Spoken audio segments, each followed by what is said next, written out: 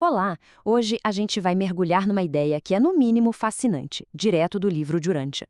A gente vai explorar a noção de que existe uma dimensão espiritual, quase que secreta, no nosso universo, uma dimensão com suas próprias leis e um centro de poder bem definido. E para começar, vamos direto ao ponto com uma pergunta que vai guiar toda a nossa conversa. E se existisse uma gravidade para a alma? Pensa só, além daquela força física que a gente conhece, que mantém os planetas girando, existisse uma outra força, uma atração invisível puxando a nossa essência, a nossa alma, para uma direção muito específica. É essa a ideia que a gente vai desvendar agora. Bom, para a gente poder entender essa força, primeiro a gente precisa saber de onde ela vem, qual é a sua origem. É bem simples de imaginar. Assim como o universo material tem um centro físico, que é a Ilha do Paraíso, o universo espiritual também tem o seu próprio coração, a fonte de onde emana toda a realidade espiritual. E essa fonte tem um nome, o Filho Eterno. Agora, atenção, um ponto super importante aqui. Não se trata de uma pessoa como a gente entende. É melhor pensar nele como a personalidade absoluta, a consciência que sustenta toda a estrutura do mundo espiritual. É o contrapeso perfeito para o mundo material da Ilha do Paraíso. Um equilibra o outro. E essa citação aqui, olha só, deixa isso muito claro. Ela diz que o reino espiritual não é algo separado do filho, pelo contrário, é uma expressão direta da natureza dele. É como se cada lei, cada realidade do espírito fluísse diretamente do seu ser. Ok? Então, se o Filho Eterno é esse centro espiritual, qual é a força que sai dele e age em todo lugar?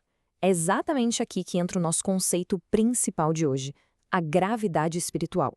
Uma lei universal que governa absolutamente tudo que tem valor de espírito. E aqui a gente vê uma comparação que é fascinante. A gravidade física que a gente estuda na escola atrai massa, matéria.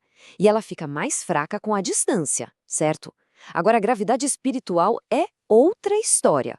Ela não atrai massa, ela atrai valor espiritual. E o mais incrível, a força dela não diminui com a distância. Ela é instantânea e opera totalmente fora das nossas noções de tempo e espaço.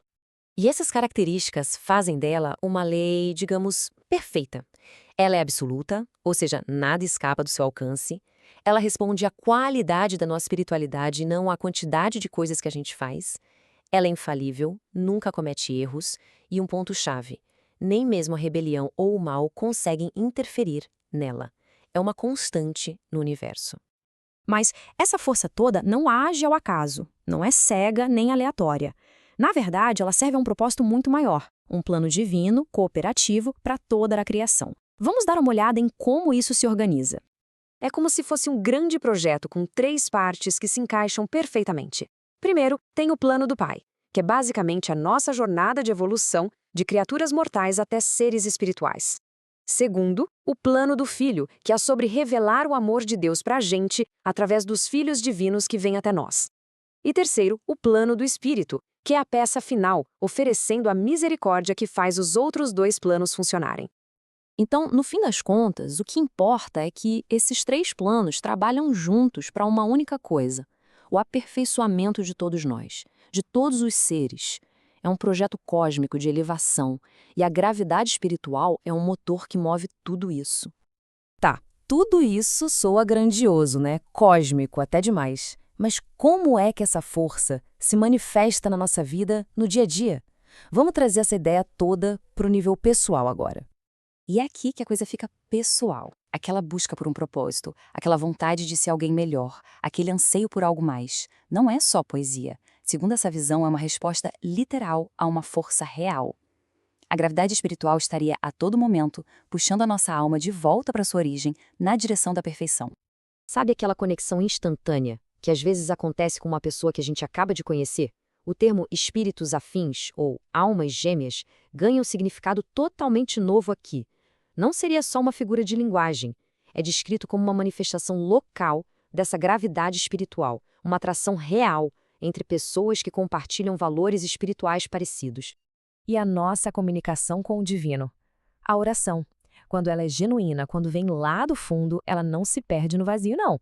Ela viaja por esse circuito de gravidade espiritual de forma instantânea, como um impulso num grande sistema nervoso cósmico, chegando direto na consciência divina. Mas o que pega a carona nesse circuito? O que faz uma oração viajar? Olha, fica bem claro aqui, não são as palavras, é a intenção. Pensamentos que têm valor espiritual de verdade, súplicas que são ditadas pelo espírito, isso sim é transmitido. Agora, pedidos puramente egoístas, materiais, não encontram espaço nesse circuito. A qualidade do pensamento é o que conta. E assim a gente chega ao fim, voltando ao começo, mas com uma perspectiva totalmente nova. Se essa força invisível realmente existe, nos puxando a cada segundo, a grande questão não é se estamos sendo atraídos, mas sim para onde.